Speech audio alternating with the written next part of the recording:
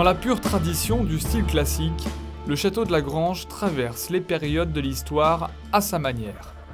Érigé sur les ruines d'un édifice du XIIe siècle, le château est devenu, à l'instar de son mobilier, une vitrine exceptionnelle des richesses artistiques du XVIIIe siècle.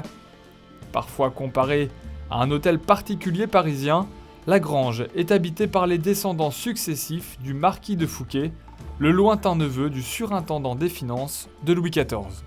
Il est dans la famille depuis 1750, époque à laquelle il a été acheté par un aïeul de ma mère. Nous habitons ici, ce n'est pas un musée, c'est notre maison, nous y habitons, nous utilisons toutes les pièces de la maison et nous y sommes, c'est notre demeure principale, quoi. Et je crois que c'est ça ce qui fait aussi le charme de cette maison. Une famille qui a su remettre le château en état après les différentes épreuves de l'histoire, comme l'annexion allemande entre 1870 et 1919. Mon grand-père était français, il était saint-cyrien, officier français, et en tant que tel, il ne pouvait pas revenir ici en Moselle annexée.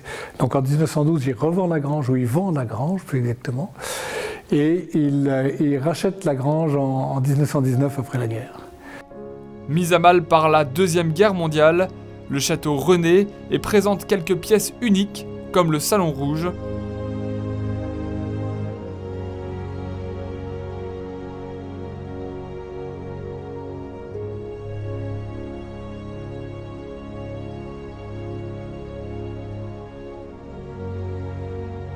ou l'une de ses figures de proue, le Salon Bleu.